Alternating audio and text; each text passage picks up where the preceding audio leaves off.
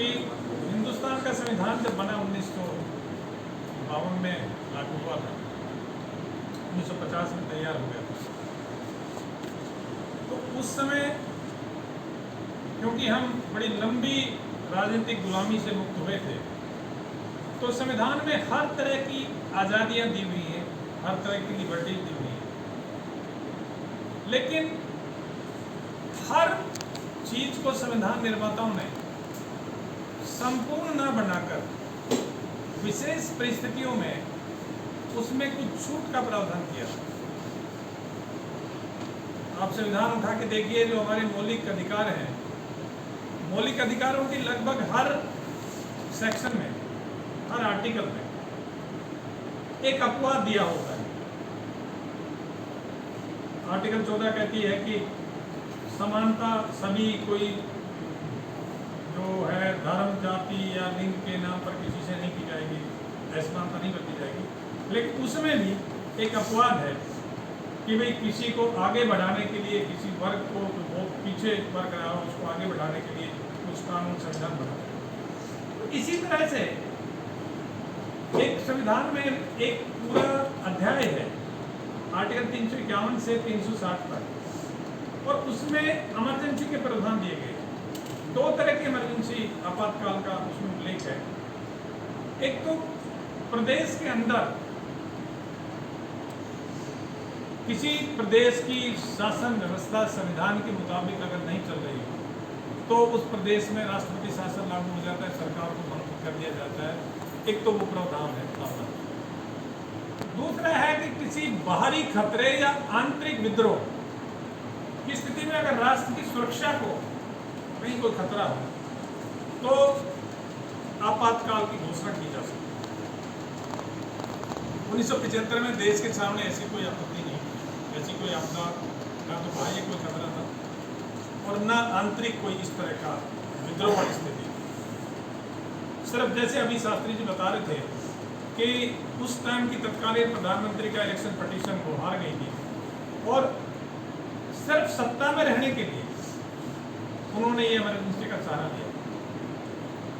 हम तो उस टाइम, मुझे याद है 25 जून को जो इमरजेंसी लागू हुई, उस समय गर्मी की छुट्टियां हो रही थी और तुरंत बाद बीए फाइनल के एग्जाम हमें दिए थे, रिजल्ट की इंतजार थी। रिजल्ट आ गया था, कुरुक्षेत्र यूनिवर्सिटी में एडमिशन हमने लिया तो इमरजेंसी के दौरान लिया था।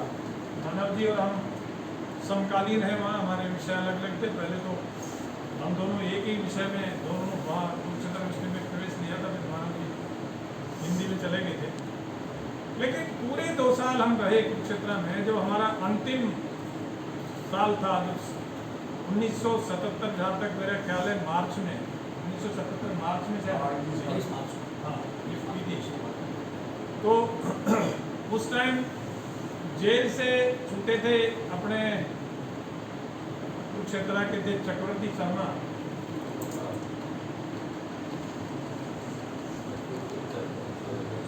वो कुरुक्षेत्र यूनिवर्सिटी के पहले स्टूडेंट रहे होंगे और वीर कुमार जी भी पहले स्टूडेंट रहे थे।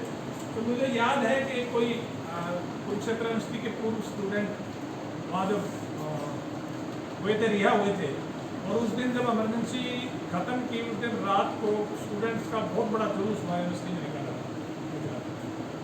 उस खुशी में। तो मकसद तो था सत्ता को ज़्यादा लंबा करने के लिए।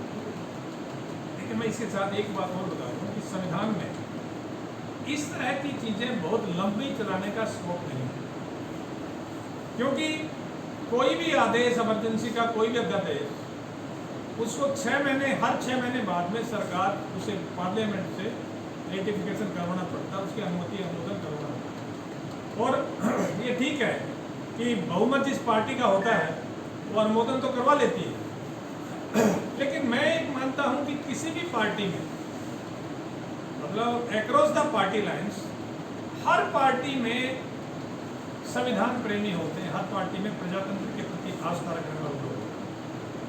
तो मैं कहीं पढ़ रहा था कि अगर कांग्रेस के अंदर ही कुछ लोग विद्रोह के संकेत नहीं देते तो तो शायद ये इमरजेंसी और लंबा चल जाती, लेकिन अंदर भी स्थिति हो गई थी कि इस इमरजेंसी के खिलाफ कांग्रेस के अंदर विधायक दल में विद्रोह होने का डर था।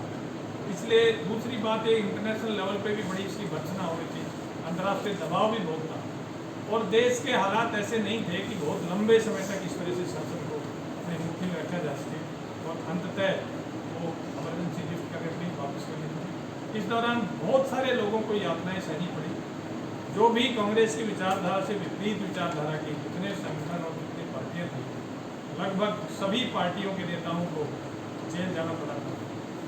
फिर जातियां बहुत ही इमरजेंसी में जो शासन में जो प्रोग्राम रूटीन में होने वाले प्रोग्राम थे, उन प्रोग्रामों को एक तरह से तानाशाही के तरीके से वो लागू किया गया, और बहुत सारी दुर्घटनाएं हैं इमरजेंसी के दौरान। लेकिन मैं तो सिर्फ एक ही बात मैं कह के अपनी बात खत्म करता हूँ कि आज़ादी और जो आज़ादी की भावना है वो हर हिंदुस्तानी के दिल में है, और उसको कोई भी शक्ति किसी भी समय हिंदुस्तान के लोगों की आज़ादी छीनकर कोई हिंदुस्तान पे लंबे समय तक राज नहीं कर सकता, लंबे समय तक दबाया नहीं जा सकता। कोई भी सरकार, कोई भी पार्टी अगर भविष्य में भी कभी दुस्साहस करेगी तो हिंदुस्तान के लोग उसको बर्दाश्त नहीं करेंगे। क्योंकि मैं जब पाकिस्तान और हिंदुस्तान की तुलना करता हूँ तो मैं देखता हूँ कि हमारी जो सनातन पद्धति है, इसमें ही सहिष्णुता है, इसमें हमें सिद्धांतों से प्यार है, हमारा पुराना कल्चर है, हमारे धर्म की बात मैं इसलिए कह रहा हूँ कि हमारा जो सनातन धर्म है, सनातन धर्म में बहुत सारी ऐसी बातें हैं जो राष्ट्रीय अंतर्राष्ट्रीय स्तर पर धीरे धीरे उन बातों की पहचान हो रही है।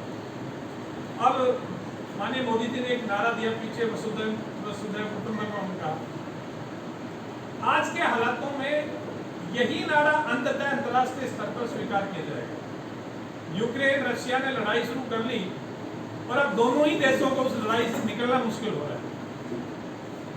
रशिया तो बहुत बड़ा देश था, बड़ा ताकतवर देश था, लेकिन अब जिस तरह से टीवी पे हम विवरण देख रहे हैं, जिस तरह की हालातें पैदा हो रही हैं, कोई भी राष्ट्र इस तरह से दूसरे राष्ट्र पर अपना दबदबा व्यवस्थित नहीं रख सकता। दुनिया इतनी नजदीक हो गई है, हम एक दूसरे से इतने ज़्यादा जुड़ गए हैं, तकनीकी कहो या दूसरा जो आजकल के कम्युनिकेशन के संचार के साधन हैं, वो इतने मजबूत हो गए, इतने तेज हो गए हैं कि दुनिया की एक कोई 10 मिनट पहले, 10 सेकंड पहले घटना होती है, सेकंड्स में सारी दुनिया में उसका पता लग जाता है। तो ये व्यवस्था हिंदुस्तान के लोगों को, क्योंकि प्रजातांत्रिक प्रेमी है, मैं हमेशा कहता हूँ कि पाकिस्तान में ये नहीं है बहुत तानाशाह रहे हैं, लेकिन इसका दूसरा कारण यह है कि पाकिस्तान की आम जनता भी वो उसी तरह के माइंडसेट की है। अगर पाकिस्तान के लोगों की मानसिकता प्रजातांत्रिक होती तो इतने लंबे समय तक बार बार जो डिक्टेटर्स आ रहे हैं, तानाशाह आ रहे हैं, उनको बर्दाश्त नहीं कर सकते। उनकी अपनी सोच जो है उस लेवल की है, क्योंकि उनका धर्म ही धर्मांधता है, वहाँ तानाशाही और दूसरी तरह के जो कुरीतियाँ आकृतियाँ हैं वो पैदा होंगी। तो हम आज जो इमरजेंसी 1975 में लगी थी, उसके बारे में आज हम यहाँ सारे उनका जिक्र करने के लिए इसलिए एकत्रित हुए हैं कि जो बुरी चीज़ है उसकी अगर भर्त्सना की जाए तो उसकी पुनरावृत्ति नहीं होती। इसलिए सारे देश में 25 जून को उस घटना को अच्छे रूप में याद नहीं किया जाता, बल्कि उस घटना को एक दुर्घटना के रूप में याद किया जाता है। धन्यवाद। जय हिंद।